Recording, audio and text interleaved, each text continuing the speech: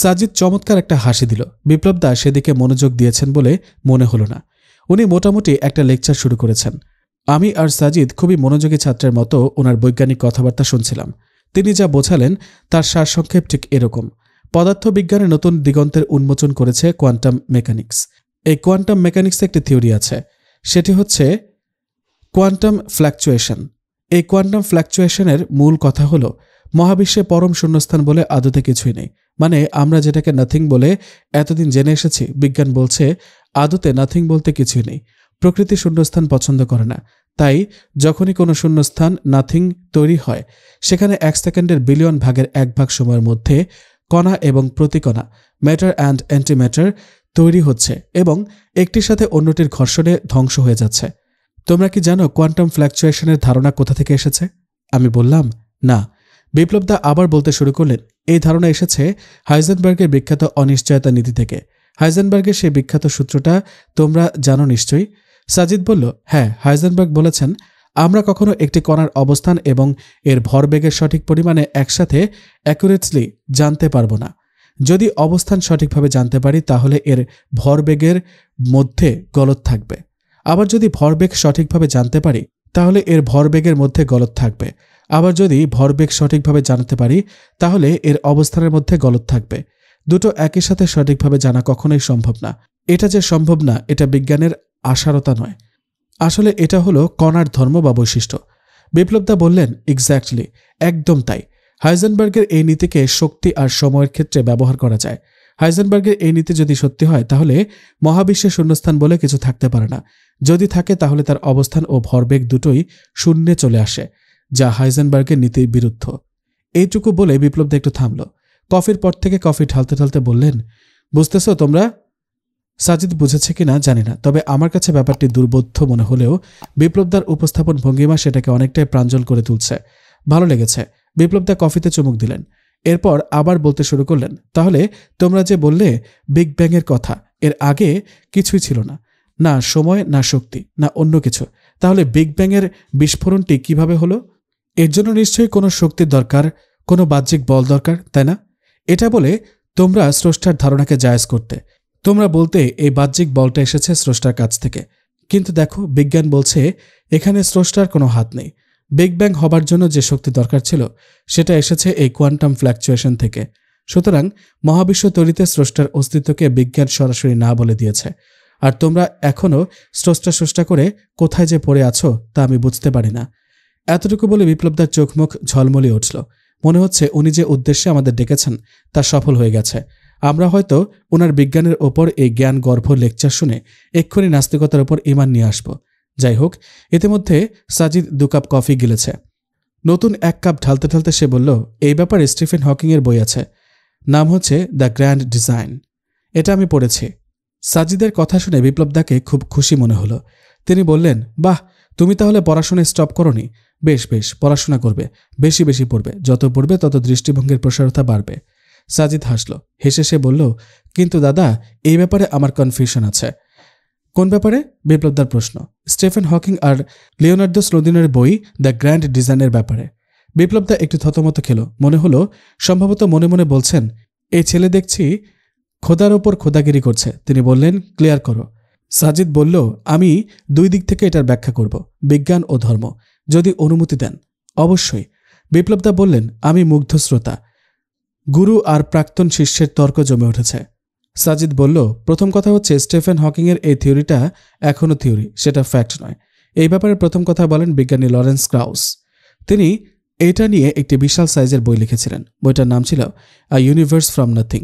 অনেক পরে এখন স্টিফেন হকিংস এটা নিয়ে ওনার দ্য গ্র্যান্ড ডিজাইনের কথা বলেছেন। ওনার এই বইটা প্রকাশ হবার পর সিএনএনের এক সাংবাদিক হকিংকে জিজ্ঞেস করেছিলেন, আপনি কি ঈশ্বরে বিশ্বাস করেন? হকিং বলেছিলেন, ঈশ্বর থাকলেও থাকতে পারে, তবে মহাবিশ্ব তৈরিতে তার প্রয়োজন নেই। বিপ্লবদা বলল, সেটাই। উনি বোঝালেন যে ঈশ্বর মূলত ধার্মিকদের একটি অকার্যকর বিশ্বাস। হকিং কি বুঝিয়েছেন জানি না, কিন্তু হকিংয়ের ওই বইটি অসম্পূর্ণ। কিছু বিতর্ক আছে। বিপ্লবদা কফির কাপ রাখতে রাখতে বললেন, বিতর্ক মানে? দাঁড়ান বলছি। বিতর্ক মানে উনি কিছু বিষয়ে বইতে পরিষ্কার করেননি। যেহেতু এটা বিজ্ঞান মহলে প্রমাণিত সত্য নয়, তাই এটা অনেক বিতর্কিত হয়েছে। ওনার বইতে যে বিতর্কগুলো আছে সেগুলো ধারাবাহিকভাবে বলছি। বিতর্ক নাম্বার 1। হকিং বলেছেন শূন্য থেকে কোয়ান্টাম ফ্ল্যাকচুয়েশনের মাধ্যমে বস্তুকণা তৈরি হয়েছে এবং সেটা মধ্যাকর্ষ বলের মাধ্যমে নিউট্রালাইজ হয়েছে। এখানে প্রশ্ন হলো, শূন্য বলতে হকিং কি একদম নাথিং বা কোনো কিছুই নেই বুঝিয়েছেন, নাকি কোয়ান্টাম ভ্যাকুয়াম বস্তুর অনুপস্থিতি বুঝিয়েছেন, সেটা পরিষ্কার করেননি।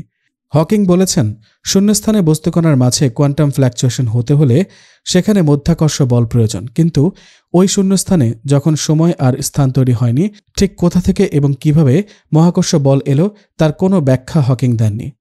বিতর্ক নাম্বার 2। হকিং তার বইতে বলেছেন মহাবিশ্ব তৈরি হয়েছে একদম শূন্য থেকে কোয়ান্টাম ফ্ল্যাকচুয়েশনের মাধ্যমে। তখন সময় বা টাইম এর আচরণ আজকের সময়ের মতো ছিল না, তখন সময়ের আচরণ ছিল স্থান বা স্পেসের মতো, কারণ এই ফ্ল্যাকচুয়েশন হওয়ার জন্য প্রাথমিকভাবে সময়ের দরকার ছিল না, স্থানের দরকার ছিল। কিন্তু হকিং তার বইতে এই কথা বলেননি যে সময় বা টাইম মহাবিশ্বের একদম শুরুতে স্থান এর মতো আচরণ করেছে, সে সময় পরে ঠিক কবে আর কখন থেকে আবার টাইমের মতো আচরণ শুরু করলো এবং কেন। আমি বিপ্লবদার মুখের দিকে তাকালাম, তার চেহারার উৎফুল্ল ভাবটা চলে গেছে। সাজিদ বলে যাচ্ছে, বিতর্ক নাম্বার 3। পদার্থবিদ্যার যে সূত্র মেনে কোয়ান্টাম ফ্ল্যাকচুয়েশন হয়ে মহাবিশ্ব তৈরি হলো, তখন শূন্যাবস্থায় পদার্থবিদ্যার এই সূত্রগুলো বলবৎ থাকে কি করে? এটার ব্যাখ্যা হকিং দেননি। বিতর্ক নাম্বার 4। আপনি বলেছেন প্রকৃতির শূন্যস্থান পছন্দ করে না, তাই শূন্যস্থান পূরণ করতে আপনা আপনি কোয়ান্টাম ফ্ল্যাকচুয়েশন হয়ে মহাবিশ্ব তৈরি হয়েছে। আমার প্রশ্ন হলো, যেখানে আপনি শূন্যস্থান নিয়ে কথা বলছেন, যখন সময় ছিল না, স্থান ছিল না, তখন আপনি প্রকৃতি কোথায় পেলেন? সাজিদ হকিংয়ের বইয়ের 5 নাম্বার বিতর্কের কথা বলতে যাচ্ছিল, তাকে থামিয়ে দিয়ে বিপ্লবদা বললেন, ওকে বুঝলাম, আমি বলছি না যে এই জিনিসটা একেবারে সত্যি। এটা নিয়ে তর্ক বিতর্ক হবে, আলোচনা সমালোচনা হবে, আরও পরীক্ষা নিরীক্ষা হবে, তারপর ডিসাইড হবে যে এটা ঠিক না ভুল। সাজিদের কাছে বিপ্লবদার এরকম মৌন পরাজয় আমাকে খুব তৃপ্তি দিল। মনে মনে বললাম, ইয়াস সাজিদ, ইউ ক্যান। সাজিদ বলল, হ্যাঁ, সে পরীক্ষা চলতে থাকুক, যদি কোনোদিন এই থিওরি সত্যিও হয়ে যায় তাহলেও আমাকে ডাক দিয়েন না দাদা, কারণ আমি কোরআন দিয়ে এটা প্রমাণ করে দিতে পারবো। সাজিদের এই কথা শুনে আমার হেঁচকে উঠে গেল। কি বলে, এতক্ষণ যেটাকে গলতপূর্ণ বলেছে সেটাকে আবার কোরআন দিয়ে প্রমাণ করবে, কিভাবে সম্ভব? বিপ্লবদা বুঝল না, কিন্তু তিনি জিজ্ঞেস করলেন, কিরকম? সাজিদ হাসল, বলল, শূন্য থেকে মহাবিশ্ব সৃষ্টির কথা আল কোরআনে বলা আছে দাদা। আমি আরও অবাক হতে থাকলাম, কি বলে এই ছেলে? সে বলল, আমি বলছি না যে কোরআন কোয়ান্টাম ফ্ল্যাকচুয়েশনের কথাই বলেছে, কারণ যার কাছ থেকে এসেছে তিনি তার সৃষ্টি জগতের সৃষ্টির ব্যাখ্যা দিয়েছেন। এখন সেটা বিগ ব্যাং এলেও পাল্টাবে না, কোয়ান্টাম ফ্ল্যাকচুয়েশন থিওরি এলেও পাল্টাবে না, একই থাকবে। বিপ্লবদা বলল, কোরআনে কি আছে বললে যেন? সাজিদ বলল, সূরা বাকারার 117 নম্বর আয়াতে বলা হয়েছে, যিনি মহাকাশ ও পৃথিবীকে অনস্তিত্ব হতে অস্তিত্বে আনেন। এখানে মূল শব্দ অরিজিনেটর, সেখান থেকে অস্তিত্ব, অনস্তিত্বের ধারণা। এবং যখন তিনি কিছু করবার জন্য সিদ্ধান্ত গ্রহণ করেন, তখন শুধু বলেন হও, আর তা হয়ে যায়। Creator of the heavens and the earth from nothingness, he has only to say when he wills a thing be and it is. দেখুন, আমি আবারও বলছি, আমি এটা বলছি না যে আল্লাহ তাআলা এখানে কোয়ান্টাম ফ্ল্যাকচুয়েশনের কথাই বলেছেন, তিনি আরও সৃষ্টির কথা বলেছেন। তিনি অনস্তিত্ব, নাথিং থেকে অস্তিত্ব, সামথিং এনেছেন। এমন যে আল্লাহ তার হাত দিয়ে প্রথমে মহাবিশ্বের ছাদ বানালেন, তারপর তাতে সূর্য, চাঁদ, গ্যালাক্সি এগুলোকে একটা একটা করে বসিয়ে দিয়েছেন। তিনি কেবল নির্দেশ দিয়েছেন। হকিংও একই কথা বলেছেন, কিন্তু তারা বলেছে এটা এমনি এমনি হয়ে গেছে, শূন্য থেকে। আল্লাহ তাআলা বলেছেন, না, এমনি হয়নি, আমি যখন নির্দেশ করেছি হও, কোন, তখন তা হয়ে গেল। হকিং ব্যাখ্যা দিতে পারছে না এই কোয়ান্টাম ফ্ল্যাকচুয়েশনের জন্য মহাকর্ষ বল কোথা থেকে এলো, সময় কেন, কিভাবে স্থান হলো, পরে আবার সেটা সময় হলো। কিন্তু আমাদের স্রষ্টা ব্যাখ্যা দিয়েছেন, তিনি বলেছেন হতে, আর তা হয়ে গেল। ধরুন একজন ম্যাজিশিয়ান ম্যাজিক দেখাচ্ছে। ম্যাজিশিয়ান বসে আছে স্টেজের এক কোনায়, কিন্তু সে তার চোখের ইশারায় ম্যাজিক দেখাচ্ছে। দর্শক দেখছে। খালি টেবিলের ওপরে হঠাৎ একটা কবুতর তৈরি হয়ে গেল এবং সেটা উড়েও গেল। দর্শক কি বলবে, এটা কোয়ান্টাম ফ্ল্যাকচুয়েশনের মাধ্যমে হয়ে গেছে? না, বলবে না। এর পেছনে ম্যাজিশিয়ানের কারসাজি আছে। সে স্টেজের এক কোণা থেকে চোখ দিয়ে ইশারা করেছে বলেই এটা হয়েছে। সৃষ্টির এই সূচনার ব্যাপারটাও এমন, তিনি শুধু বলেছেন হও, আর মহাবিশ্ব আপনা আপনি হয়ে গেল। আপনাদের সেই শূন্যস্থান থেকে স্রষ্টার দূরত্ব কেবল ওই হও পর্যন্তই। মাগরিবের আজান পড়তে শুরু করেছে। বিপ্লবদাকে অনেকটাই হতাশ হতে দেখলাম। আমরা বললাম, আজ তাহলে উঠি। উনি একটা নিঃশ্বাস ছেড়ে বললেন, এসো। আমরা বেরিয়ে পড়লাম। আমি অবাক হয়ে সাজিদের দিকে তাকিয়ে আছি। কে বলবে এই ছেলেটা গত 6 মাস আগেও নাস্তিক ছিল, নিজের গুরুকেই কীরকম কুপকাত করে দিল। কুরআনের সূরা বাকারার 117 নম্বর আয়াতটি শতবার পড়েছে, কিন্তু এভাবে কোনোদিন ভাবেনি। আজকে এটা সাজিদ যখন বিপ্লবদাকে বুঝিয়েছিল, মনে হচ্ছিল আজকে নতুন শুনছি এই আয়াতের কথা। গর্ব হতে লাগলো আমার। তাদের অন্তরে আল্লাহ মোহর মেরে দেন।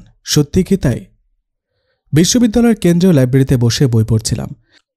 সাজিদ পড়ছিল অ্যান্থনি মাসকারেনহাসের দ্য লিগেসি অফ ব্লাড বইটি। বাংলাদেশের স্বাধীনতা যুদ্ধের ওপর বিদেশি সাংবাদিকদের লেখা বই। সাজিদের অনেক দিনের ইচ্ছে বাংলাদেশের মুক্তিযুদ্ধের ওপর সে একটা ডকুমেন্টারি তৈরি করবে। তাই মুক্তিযুদ্ধ নিয়ে যত বই আছে সব খুঁটিয়ে খুঁটিয়ে পড়ছে সে। আমি অবশ্য সাজিদকে সঙ্গ দেওয়ার জন্যই রয়ে গেছি। এসব বইটই পড়ার ব্যাপারে আমার যথেষ্ট অনীহা আছে। থার্ড পিরিয়ডে সাজিদ ফোন করে বলল ক্লাস শেষে যেন ওর সাথে দেখা করি। দেখা করতে এসে আটকে গেছি। সোজা নিয়ে এলো লাইব্রেরিতে। মোটা মোটা বইগুলো নিয়ে বসে পড়েছে। খুব মনোযোগ দিয়ে পড়ছে আর গুরুত্বপূর্ণ লাইনগুলো ডায়েরিতে টুকে নিচ্ছে। আমি আর কি করব? সাজিদকে মুখের ওপর তুই বসে থাক বলে চলেও আসা যাবে না, তাহলেই হয়েছে। আমি ঘুরে ঘুরে সেলফে সাজিয়ে রাখা বইগুলোকে দেখছি। হুমায়ুন আহমেদের একটি বই হাতে নিলাম। বইটির নাম দিঘির জলে কার ছায়া গো। হুমায়ুন আহমেদ নামের এই ভদ্রলোক বাংলাদেশে বেশ জনপ্রিয় লেখক। যদিও ওনার তেমন বই আমি পড়িনি, কিন্তু সাজিদের মুখে ওনার বেশ প্রশংসা শুনি। ওনার বেশ কিছু কালজয়ী চরিত্র আছে। একবার নাকি ওনার নাটকের একটি পট পাল্টানোর জন্য মানুষ মিছিল নিয়েও বেরিয়েছিল। বাহ, কি সাংঘাতিক! দিঘির জলে কার ছায়া গো নামের বইটি উল্টাতে লাগলাম। উল্টাতে উল্টাতে একটি জায়গায় আমার চোখ আটকে গেল। বিবর্তনবাদের জনক চার্লস ডারউইনের ব্যাপারে কিছু একটা লেখা। পড়তে শুরু করলাম। আহসানকে পেয়ে শওকত সাহেব আনন্দিত।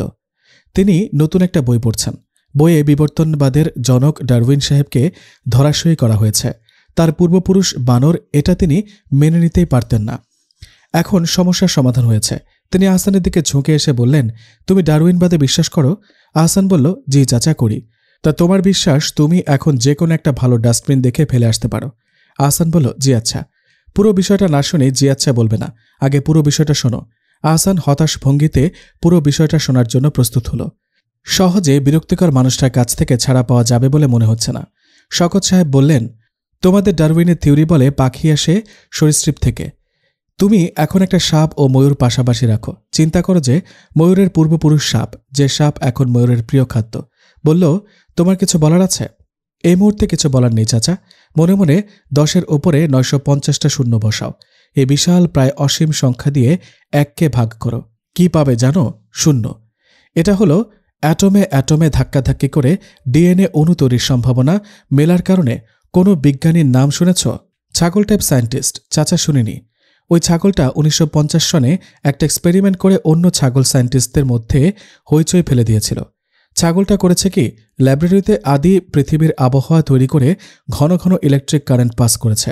কিছু প্রোটিন অণু তৈরি করে বলেছে এভাবে পৃথিবীতে প্রাণের শুরু। প্রাণ সৃষ্টিতে সৃষ্টিকর্তার কোনো প্রয়োজন নেই। এখন সে ছাগল মিলারকে নিয়ে বৈজ্ঞানিক মহলে হাসাহাসি চলে। লাইফ ম্যাগাজিনে কি লেখা হয়েছিল পড়ে শোনাই? চাচা আরেকদিন শুনি। জটিল কিছু শোনার জন্য আমি এই মুহূর্তে মানসিকভাবে তৈরি না। জটিল কিছু বলছি না। জলবৎ তললং, মন দিয়ে শোনো। শওকত সাহেব পড়তে শুরু করলেন। আহসান হতাশ চোখে জানালা দিয়ে তাকিয়ে রইল। এতটুকু পড়ে আমি বেশ আনন্দ পেলাম। লেখক হুমায়ুন আহমেদ এখানে ব্যাটা ডারউইনকে এক হাত নিলেন। শওকত সাহেবের মতো আমি কোনোভাবেই মানতে পারি না যে আমাদের পূর্বপুরুষ বানর। ভারত ঘেন্না লাগে। বইটি নিয়ে আমি সাজিদের কাছে গেলাম। এসে দেখি সে ব্যাগপত্র গোছানো শুরু করেছে। সে বলল, চল বাসায় যাব। আমি তাকে হাতের বইটি দেখিয়ে বললাম, এই বইটা পড়েছিস? মজার একটি কাহিনী আছে। হয়েছে কি জানিস? আমার মুখ থেকে কথা কেড়ে নিয়ে সাজিদ বলল, শওকত সাহেব নামের এক ভদ্রলোককে আহসান নামের একটি ছেলের সামনে ডারউইনের গোষ্ঠী উদ্ধার করেছে, তাই তো? আমি অবাক হলাম। হ্যাঁ, কিন্তু আমি এই ব্যাপারে বলবো কি করে বুঝলি? সাজিদ ব্যাগ কাঁধে নিতে নিতে বলল, এটা ছাড়া এই বইতে আর তেমন বিশেষ কিছু নেই যেটা দেখাতে তুই এভাবে আমার কাছে ছুটে আসবি। তাই অনুমান করলাম। আমি আর কিছুই বললাম না। বইটি সেলফে রেখে দিয়েই হাঁটা ধরলাম। সিঁড়ির কাছাকাছি আসতেই হঠাৎ বিপ্লবদার সাথে দেখা। ওনার সাথে শেষবারের মতো দেখা হয়েছিল ওনার বাসায়। সেবার সাজিদ আর বিপ্লবদার মধ্যে কোয়ান্টাম ফিজিক্স নিয়ে যা বিতর্ক হয়েছিল দেখার মতো। বিতর্কে বিপ্লবদা সাজিদের কাছে গো হারা হেরেছিল, সেটা ভাবতেই এখনও আমার পৈশাচিক আনন্দ হয়। আমাদের দেখে বিপ্লবদা হেসে দিলেন। কিছুক্ষণ কথাবার্তা বললেন। এর মধ্যে হঠাৎ করে বৃষ্টি চলে এলো। মধ্যাকাশে সূর্যি মামা তখনও বহাল তবিয়তে জলজল করছে। আবার ওদিকে বৃষ্টির বিশাল বিশাল ফোঁটা। গ্রাম্য লোকজনের কাছে এই বৃষ্টির একটি মজার ব্যাখ্যা আছে। তারা বলে শিয়ালের বিয়ে হলে এরকম বৃষ্টি হয়, রোদের মধ্যে বৃষ্টি। শিয়াল প্রজাতির মধ্যে বিয়ের প্রচলন আছে কিনা কে জানে। বিপ্লবদা সহ আমরা ক্যান্টিনে ঢুকলাম। বৃষ্টি কমলে বের হতে হবে। সাজিদ 3 কাপ চা অর্ডার করল। এরপর বিপ্লবদার দিকে তাকিয়ে বলল, দাদা ভাই, চা খেতে অসুবিধে নেই তাই না? না না, ইটস ওকে, বিপ্লবদা উত্তরে বলল। এরপর আবার বিপ্লবদা বলল, সাজিদ, তোমার সাথে একটি ব্যাপারে আলাপ করার ছিল। ততক্ষণে চা চলে এসেছে। বৃষ্টির মধ্যে গরম গরম ধোঁয়া ওঠা চায়ের কাপে চুমুক দেওয়ার ফ্লেভারটাই অন্যরকম। সাজিদ তার কাপে চুমুক দিতে দিতে বলল, হ্যাঁ দাদা বলুন, কোন টপিক? বিপ্লবদা বলল, ওই যে তোমরা যে বইটাকে স্রষ্টার বাণী বলো সেটা নিয়ে, কোরআন। সাজিদ বলল, সমস্যা নেই, বলুন কি বলবেন। বিপ্লবদা বললেন, কোরআনে একটা সূরা আছে, সূরাটার নাম বা। সাজিদ বলল, সূরাটার নাম বাকরা নয়, বাকারা। বাকারা অর্থ গাভী, ইংরেজিতে দ্য কাউ, ওই আর কি। এই সূরার 6 থেকে 7 নম্বর লাইনগুলো তুমি কি পড়েছ? পুরো কোরআনই আমরা মাসে কয়েকবার করে পড়ি। এটা মার্ক কিংবা প্লেটোর রচনা নয় যে একবার পড়া হয়ে গেলে সেলফে আজীবনের জন্য সাজিয়ে রাখব। বিপ্লবদা বললেন, এই লাইনগুলোতে বলা হচ্ছে, verily those who disbelieve it is the same to them whether you warn them or do not warn them, they will not believe. Allah has set a seal on their hearts and on their hearings and on their eyes there is a covering, theirs will be a great torment. Baqara 6:7। এরপর বিপ্লবদা সেটার বাংলা অর্থ করে বললেন, নিশ্চয় যারা অস্বীকার করে তাদের আপনি সাবধান করুন, আর না করুন তারা স্বীকার করবে না। আল্লাহ তাদের হৃদয়ে এবং তাদের কর্ণকুহরে মোহর মেরে দিয়েছেন, তাদের দৃষ্টির ওপর আবরণ টেনে দিয়েছেন, তাদের জন্য আছে ভয়াবহ শাস্তি। এইটুকু বলে বিপ্লবদা থামলেন। সাজিদ বলল, হোয়াটস রং উইথ দিস ভার্সেস? বিপ্লবদা বললেন, দেখো, এখানে বলেছে কাফিরদের হৃদয়ে আর কানে তোমাদের আল্লাহ মোহর সিল মেরে দেয়। সিল মারা মানে তালাবদ্ধ করে দেওয়া, তাই না? এখন কাফিরদের হৃদয়ে আর কানে যদি সিল মারা থাকে, তারা সত্যের বাণী তোমরা যেটাকে ধর্মের বাণী বলো আর কি, সেটা বুঝতে পারবে, উপলব্ধি করতে পারবে না। আল্লাহ যেহেতু তাদের হৃদয়ে আর কানে সিল মেরে দিচ্ছে, তাই তারা ধর্মের বাণীগুলো বুঝতে পারছে না, তাই তারা কাফির থেকে যাচ্ছে, নাস্তিক হচ্ছে। তাদের কি দোষ বলো? আল্লাহই তো চান না তারা আস্তিক হোক। চাইলে তিনি নিশ্চয়ই হৃদয়ে আর কানে সিল মেরে দিতেন না। আবার শেষে এসে বলেছে তাদের জন্য আযাব অপেক্ষা করছে। এটা কেমন কথা? একদিকে সিল মেরে দিয়ে সত্য বোঝার থেকে দূরে রাখছেন, আবার ওইদিকে আযাবও প্রস্তুত করে রাখছেন। ব্যাপারটা কি ঠিক বলো? বিপ্লবদার কথাগুলো আমার কাছে খুব যৌক্তিক মনে হলো। আসলেই তো এই আয়াতগুলো নিয়ে এভাবে কোনোদিন ভাবিনি। আল্লাহ একদিকে বলেছেন কাফিরদের অন্তরে মোহর মেরে দেন, আবার তাদের জন্য শাস্তির ব্যবস্থা করে রেখেছেন। ব্যাপারটা কি? সাজিদ মুচকি হাসল, চায়ের কাপে শেষ চুমুকটুকু দিয়ে বলল, দাদা, ইসলামের ইতিহাস পড়লে আপনি এক শ্রেণীর মির্জাফরদের কথা জানতে পারবেন। এরা করত কি জানেন? রসুল সাল্লাল্লাহু আলাইহি ওয়াসাল্লামের কাছে আসত, তাদের মুঠির মধ্যে পাথর নিয়ে বলতো, মোহাম্মদ, আমার হাতে কি আছে বলতে পারলে আমি এক্ষুনি ইসলাম কবুল করব। দেখি তুমি কেমন নবী। রসুল সাল্লাল্লাহু আলাইহি ওয়াসাল্লাম হাসতেন, হেসে বলতেন, তোমার হাতের জিনিসই বলুক, সেগুলো কি? তখন পাথরগুলো কথা বলতে শুরু করত। এটা দেখে সেই লোকগুলো খুব অবাক হতো, অবাক হয়ে বলতো, এ তো সাক্ষাৎ জাদুকর, এই বলে পালাতো। অথচ তারা বলেছিল তাতে কি আছে বলতে পারলে ইসলাম কবুল করবে। কিন্তু রসুল সাল্লাল্লাহু আলাইহি ওয়াসাল্লাম তাদের পরীক্ষায় পাশ করে গেলে তারা তাকে জাদুকর, জ্যোতিষী ইত্যাদি বলে চলে যেত, মুনাফিকি করত। এসব আয়াতে মূলত এই শ্রেণীর কাফিরদের কথাই বলা হয়েছে, যাদের সামনে সত্য উদ্ঘাটিত হওয়ার পরও তারা তা অস্বীকার করে। বিপ্লবদা বললেন, কিন্তু অন্তরে মোহর মেরে দিয়ে তাদের সত্য জানা থেকে বঞ্চিত করে তাদের শাস্তি দেওয়াটা কি ঠিক? মোহর আল্লাহ ইচ্ছে করে মেরে দেন না, এটা সিস্টেমেটিক্যালি হয়ে যায়। বিপ্লবদা হাসা শুরু করলেন, বললেন, ভেরি ইন্টারেস্টিং, সিস্টেমেটিক্যালি সিল পড়ে যায়। সাজিদের এই কথাটা আমার কাছেও শিশু সুলভ মনে হলো। সিস্টেমেটিক্যালি সিল পড়ে যায়? আল্লাহ মারেন না, এটা কেমন কথা? আয়াতে স্পষ্টই আছে আল্লাহ তাদের হৃদয়ে মোহর মেরে দেন। সাজিদ বলল, দাদা, ধরুন আমি বললাম যারা খাবে না বলে সিদ্ধান্ত নিয়েই ফেলেছে, আপনি তাদের খেতে বলুন আর নাই বলুন, তারা কোনোভাবেই খাবে না। আল্লাহ তাদের দেহ শুকিয়ে দেন, তাদের শরীরের রোগে প্রতিরোধ ক্ষমতা কমিয়ে দেন, তাদের জন্য রয়েছে কঠিন অসুখ। খেয়াল করুন, এখানে তারা অসুস্থ হচ্ছে, তাদের শরীরে রোগ প্রতিরোধ ক্ষমতা কমে যাচ্ছে, তারা কঠিন অসুখে পড়তে যাচ্ছে। কেন এসব হচ্ছে? আল্লাহ কি ইচ্ছা করেই তাদের সাথে এগুলো করছেন? না, এগুলো তাদের কর্মফল। তাদের যতই জোর করা হোক, তারা যখন কোনোভাবেই খাবে না বলে সিদ্ধান্ত নিয়েই ফেলেছে, তখন সিস্টেমেটিক্যালি না খাওয়ার ফলে তাদের শরীর শুকিয়ে যাবে, শরীরের রোগ প্রতিরোধ ক্ষমতা কমে যাবে, তারা কঠিন রোগে পড়বে। এ সব কিছুর জন্য তারাই দায়ী, কিন্তু সিস্টেমটা আল্লাহই চালাচ্ছেন। আল্লাহ একটি সিস্টেম রেডি করে দিয়েছেন। আপনি না খেলে আপনার শরীর আল্লাহ শুকিয়ে দেবেন, আপনার শরীরের রোগ প্রতিরোধ ক্ষমতা কমিয়ে দেবেন। দিন শেষে আপনার একটি কঠিন রোগ হবে। এটা একটা সিস্টেম। এই সিস্টেমে আপনি তখনই পড়বেন যখন আপনি নিজ থেকে খাবেন না বলে সিদ্ধান্ত নিয়ে ফেলবেন। ঠিক সেভাবেই যারা সিদ্ধান্ত নিয়ে ফেলেছে যে তাদের সামনে যত প্রমাণ, যত দলিলই আসুক, তারা সত্যকে মেনে নেবে না, অস্বীকার করবেই করবে। তাদের অন্তরে আর কানে সিস্টেমেটিক্যালি একটি সিল পড়ে যাচ্ছে। না খাওয়ার ফলে আপনি যেভাবে শুকিয়ে যান, আপনার শরীরে রোগ প্রতিরোধ ক্ষমতা কমে যায়, আপনার কঠিন অসুখ হয়, ঠিক সেভাবে বিশ্বাস করবেন না বলে সিদ্ধান্ত যখনই নিয়েই ফেলেছেন, তখন আপনার অন্তরে কানে সিল পড়ে যাচ্ছে। আর দিন শেষে আপনার জন্য অপেক্ষা করছে অনেক কঠিন অসুখ, আযাব। এর জন্য আল্লাহকে ব্লেম করা হবে কেন? সাজিদ একনাগাড়ে বলে গেল কথাগুলো। বিপ্লবদার মুখ খানিকটা ফ্যাকাশে হয়ে গেল। তিনি সম্ভবত বুঝে গেছেন ব্যাপারটা। আমি বললাম, বাহ, কি দিয়ে কি বুঝিয়ে দিলে রে ভাই, আমি হলে তো হজবরল করে ফেলতাম। সাজিদ মুচকে হাসল। বৃষ্টি অনেকক্ষণ আগেই থেমে গেছে। আমরা বিপ্লবদার কাছ থেকে বিদায় নিয়ে বেরিয়ে এলাম সেদিন। মুশরিকদের যেখানে পাও হত্যা করো। অতঃপর নীলাঞ্জনদা মনে প্রাণে একজন খাঁটি বাংলাদেশি। বাংলাদেশের স্বাধীনতা মুক্তি সংগ্রামকে তিনি কোনো কিছুর সাথে কম্প্রোমাইজ করতে রাজি নন। সাজিদের সাথে নীলাঞ্জনদার খুবই ভালো সম্পর্ক।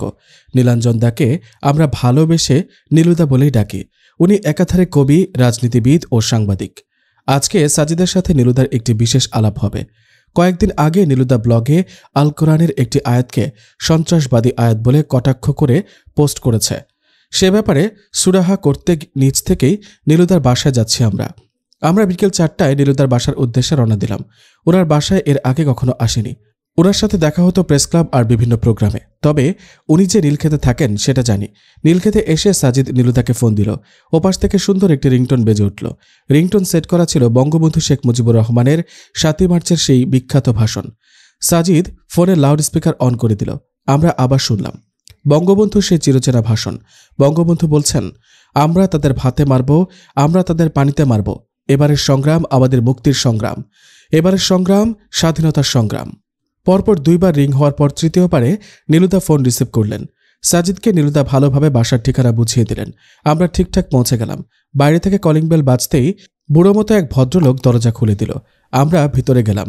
বলিনি আমরা যে উদ্দেশ্যে এখানে এসেছি সেটা নীলুদাকে জানানো হয়নি। নীলুদার একটি গুণের কথা বলা হয়নি। কবিতা লেখা এবং সাংবাদিকতার পাশাপাশি নীলুদা খুব ভালো ছবিও আঁকেন। আমরা ঘরে প্রবেশ করা মাত্রই বুড়ো লোকটি আমাদের সোজা নীলুদার রুমে নিয়ে গেল। মনে হয় ওনার ওপর এই নির্দেশই ছিল। আমরা নীলুদার রুমে এসে দেখি উনি ছবি আঁকছেন। মুক্তিযুদ্ধের ছবি, প্রায় আঁকা হয়ে গেছে। জলপাই রঙা পোশাকের একজন মিলিটারির বাম হাতে একটি রাইফেল। একজন অর্ধনগ্ন মহিলার চুল ভালো। মহিলা বেঁচে নেই। মিলিটারিটা মহিলাকে টেনে নিয়ে যাচ্ছে। মনে হয় ভাগাড়ে নিক্ষেপ করবে, এরকম কিছু। পাশে একটি ডাস্টবিন টাইপের কিছু। 4টে কাক বসে আছে সেটার উপর, জয়নুলের দুর্ভিক্ষ ছবিটার মতোই। আমাদের দিকে না ফিরেই নীলুদা বললেন, কিরে, এত ঘটা করে দেখা করতে এসেছিস যে? সাজিদ বলল, ও মা, তোমার সাথে দেখা হয় না কতদিন, দেখতে মন চাইলো বলে চলে এলাম। ডিস্টার্ব করেছে বুঝি? আরে না, তা বলিনি। এইটুকু বলে নীলুদা ঘাড় ঘুরিয়ে আমাদের দিকে তাকালো। আমাকে দেখে নীলুদা বলে উঠল, আরিফ না? সাজিদ বলল, ওরে বাবা, আজ দেখে আমার বাসায় চাঁদের হাট। তুমি তো জম্পেশ কবিতা লেখো ভাই আরিফ। বিচিত্রায় তোমার কবিতা আমি প্রায়ই পড়ি। নীলুদার মুখে এরকম কথা শুনে আমি লজ্জায় মরে যাচ্ছিলাম।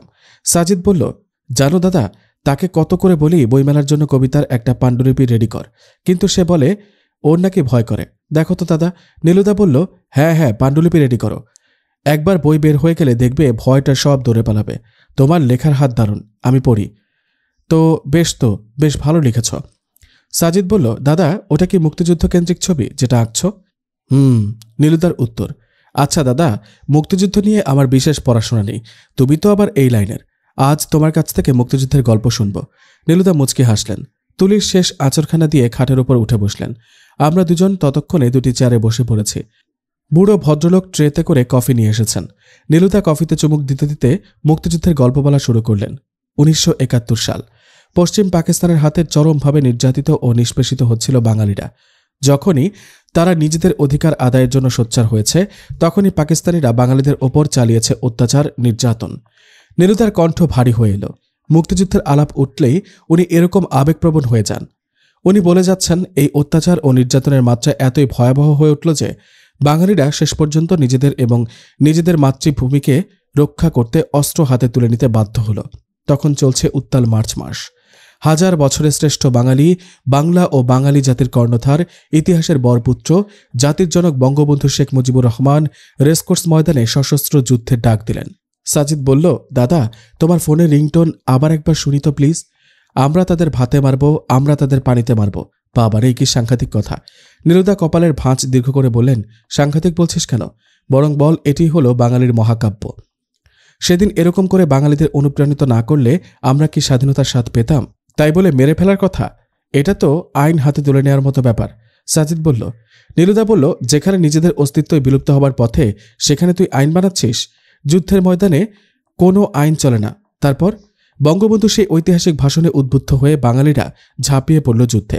আমি বললাম, তারা পাকিস্তানিদের মারল এবং মরল, তাই না? হ্যাঁ, যুদ্ধের পরে আমরা তাদের ভাতে মারব, পানিতে মারব, অথবা যার যা কিছু আছে তাই নিয়ে যুদ্ধে ঝাঁপিয়ে পড়ো। এরকম কথার জন্য বঙ্গবন্ধুকে কি জেল খাটতে হয়েছে? কিংবা কেউ তাকে সন্ত্রাসের উস্কানিদাতা বা খুনের মদতদাতা হিসেবে ব্লেম করেছে? সাজিদ জিজ্ঞেস করল। তোর মাথায় কি গোবর নাকি রে সাজিদ? এটা কোনো কথা বললি? এটার জন্য স্বাধীনতার মহানায়ক বঙ্গবন্ধুকে ব্লেম করবে কেন? যুদ্ধের ময়দানে এটা ছিল একজন কমান্ডারের কমান্ড। এটা অপরাধ নয়, বরং এটার জন্য তিনি ইতিহাসে অমর হয়ে আছেন। নির্যাতিত বাঙালিদের মুক্তির দিশারি মহান নেতা বঙ্গবন্ধু। এভাবে দীর্ঘ 9 মাস রক্তক্ষয়ী যুদ্ধের পর আমরা পেলাম একটি স্বাধীন ভূখণ্ড, একটি স্বাধীন পতাকা। আমিও একমত, বঙ্গবন্ধু একদম ঠিক কাজটি করেছেন। আচ্ছা দাদা, ঠিক একই কাজ, অর্থাৎ নির্যাতিত, নিষ্পেষিত, দলিত মানুষের অধিকার আদায়ের জন্য পৃথিবীর অন্য কোথাও যদি অন্য কোনো নেতা এরকম কথা বলে, তাহলে তুমি কি মনে করবে?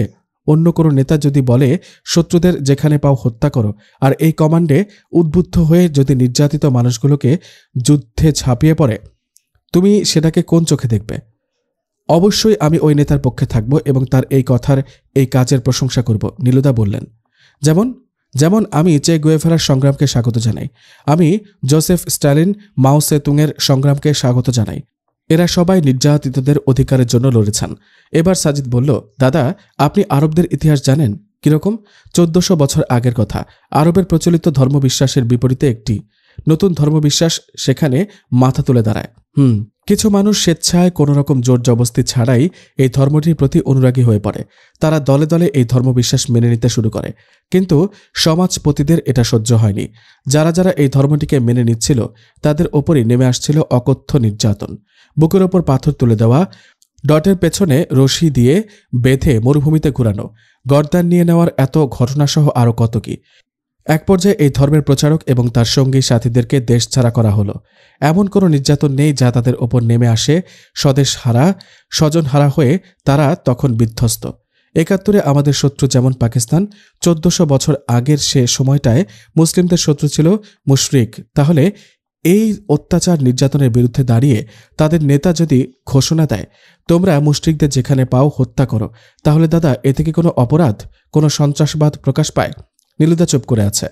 সাজিদ বলে যেতে লাগলো, বঙ্গবন্ধুর আমরা তাদের ভাতে মারব, পানিতে মারব যদি বাঙালির মহাকাব্য হয়, এটা যদি সন্ত্রাসবাদে উস্কানি না হয়, তাহলে আরেকটি যুদ্ধের ঘোষণাস্বরূপ বলা, তোমরা মুশরিকদের যেখানে পাও হত্যা করো, এই কথাটা কেন সন্ত্রাসবাদী হবে? এটি কেন জঙ্গিবাদের উস্কানি হবে? হত্যার নির্দেশ দেওয়ার পরের আয়াতে বলা আছে, মুশরিকদের কেউ যদি তোমাদের কাছে আশ্রয় প্রার্থনা করে, তাদের নিরাপদ স্থানে আশ্রয় দাও। আপনি চে গুয়েভারা, জোসেফ স্ট্যালিন, মাও সেতুংয়ের কথা বললেন। তাদের কেউ কি বলেছে কেউ এসে আমাদের কাছে আশ্রয় চাইলে আমরা তাদের নিরাপদ জায়গায় আশ্রয় দেব বলেছিল? বলেনি। পৃথিবীর কোনো কমান্ডার শত্রুদের এরকম নিরাপদ আশ্রয় দেওয়ার কথা বলেনি, বরং নির্দেশ দেয় দেখামাত্রই গুলি করো। নীলুদা বলল, সাজিদ বলল, দাদা কোরআনে আরও আছে, যে বিনা অপরাধে কোনো নির্দোষ ব্যক্তিকে খুন করল সে যেন পুরো মানব জাতিকে খুন করল। এরকম একটি কথা পৃথিবীর কোনো মানুষ, কোনো নেতা, কোনো গ্রন্থে আছে কি? নেই। 71-এ জালিম পাকিস্তানিদের মারার ঘোষণা দিয়ে বঙ্গবন্ধু আমাদের কাছে মহানায়ক। তাহলে 1400 বছর আগে এরকম ঘোষণা আরেকজন দিয়ে থাকলে তিনি কেন খলনায়ক হবেন, অপরাধী হবেন? একই কথা, একই নির্দেশের জন্য আপনি একজনকে মহামানব মনে করেন, অন্যজনকে মনে করেন সন্ত্রাসী। কেন দাদা? স্রেফ কি ধর্মবিরোধিতার জন্য? একজনের এরকম ঘোষণাকে ফোনে রিংটোন করে রেখেছেন, অন্যজনের এরকম ঘোষণাকে সন্ত্রাসবাদী কথাবার্তা, জঙ্গিবাদী কথাবার্তা বলে কটাক্ষ করে লেখা লিখেন। কেন? এটা কি ফেয়ার দাদা? আসলে আমি এমন করে বলিনি। নীলুদা কিছুটা একমত। সাজিদ বলল, দাদা, অনেক নাস্তিককে কোরআনের একটি আয়াতকে অন্য আয়াতের সাথে কন্ট্রাডিক্টরি বলতে দেখেছি, অথচ তারা কোনোদিনও সূরা তাওবায় তোমরা মুশরিকদের যেখানে পাও হত্যা করো এটাকে সূরা মায়দার যে নিরপরাধ কোনো ব্যক্তিকে হত্যা করলো সে যেন পুরো মানবজাতিকে হত্যা করলো এটার সাথে কন্ট্রাডিক্টরি বলতে দেখি না। অথচ সেভাবে ভাবলে এই দুই আয়াতে দুই রকম কথা বলা হচ্ছে। একবার মেরে ফেলতে বলেছে, আরেকবার বলেছে মারলে পুরো মানবজাতিকে হত্যা করার মতো চরম পাপ হবে। কিন্তু তবুও নাস্তিকরা এই দুটোকে এক পালায় এনে কথা বলে না। কেন বলে না? কারণ তারাও জানে দুটো আয়াত নাজিলের প্রেক্ষাপট সম্পূর্ণ ভিন্ন। এই দুটোকে এক করে বলতে গেলে নাস্তিকরা ধরা পড়বে, তাই বলে না। নীলুদা সব শুনলেন, শুনে বললেন, এর জন্য বুঝি মুক্তিযুদ্ধের গল্প শুনতে এসেছিলি? না দাদা, শুধু ডাবল স্ট্যান্ড বাজিটা উপলব্ধি করাতে এসেছি। স্রেফ ভালো সম্পর্ক বলে নীলুদা সেদিন রাগ করেননি হয়তো।